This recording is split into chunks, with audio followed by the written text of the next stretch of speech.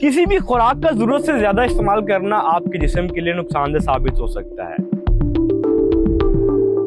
सुबह की रोटी, दिन भर की दौड़ और शाम को बस थकन। कहीं हम खुद को भूल तो नहीं गए? हेल्थ डे सिर्फ एक दिन नहीं, ये एक याद दहानी है कि सेहत सब कुछ है। क्या हम वाकई जानते हैं कि हम क्या खा रहे हैं? क्या वो चीजें जो हमें मजे देती हैं हमारी सेहत भी संवारती हैं, या सिर्फ वक्ती खुशी देकर अंदर ही अंदर हमें कमजोर कर रही है? अगर कोई पूछे सेहतमंद रहने के लिए सिर्फ एक चीज जरूरी हो तो वो क्या है, तो जवाब है तवाजुन। तवाजुन खुराक में, नींद में, जिंदगी के हर फैसले में।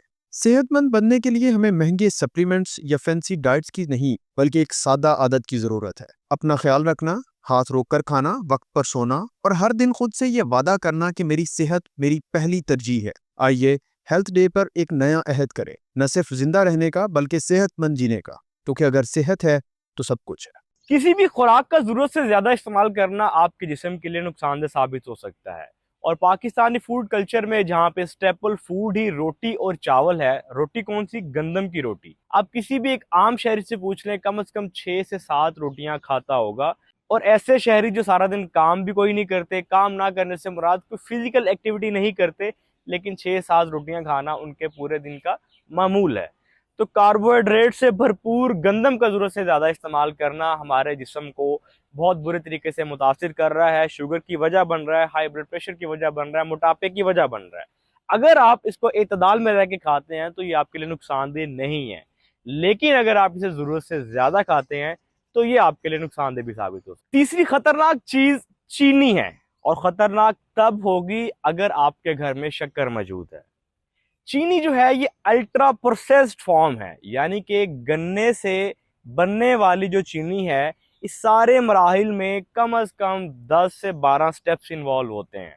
और प्रोसेसिंग के 10 से 12 स्टेप्स चीज़ को काफ़ी हद तक नुकसानदेह बना देते हैं।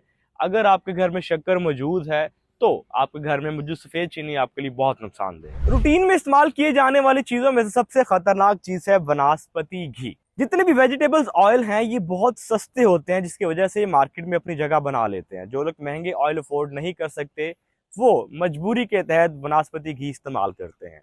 अब वनस्पति घी बनाया कैसे जाता है? वेजिटेबल ऑयल्स के अंदर एक प्रोसेस किया जाता है जिसे हाइड्रोजनेशन कहते हैं।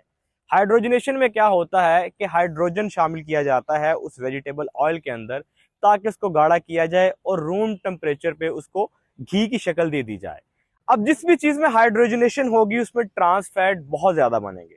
ट्रांस फैट बनने से मुराद ऐसे कंपाउंड जो कि आपकी सेहत को बहुत बुरे तरीके से मुतासिर कर सकते हैं।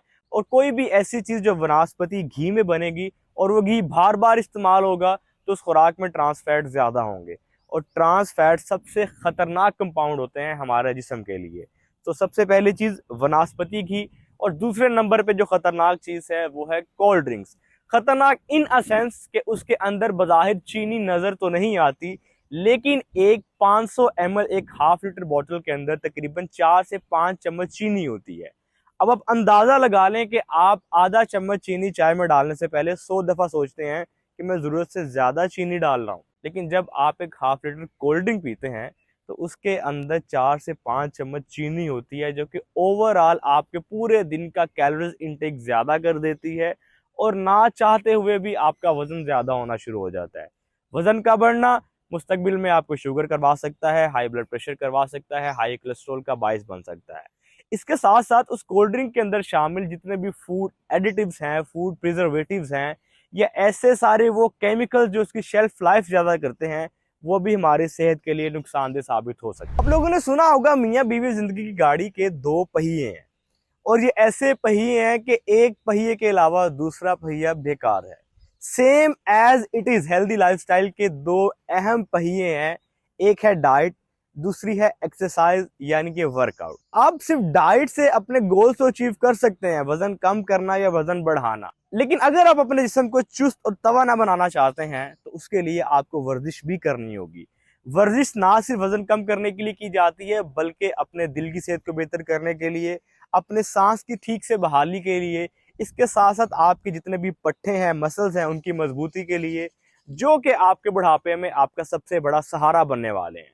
पाकिस्तान में या पूरी दुनिया में 45 साल के बाद बुजुर्गों में सार्कोपीनिया जैसी बीमारी आम हो चुकी है। सार्कोपीनिया कहते हैं कि आपके जिस्म का तकरीबन 1 से 3% मसल लॉस होना शुरू हो जाता है 1 साल के अंदर। तो सार्कोपीनिया से बचने के लिए आपको अपने मसल बिल्ड करने होंगे और मसल बिल्ड करने के लिए एक्सरसाइज लाजमी है।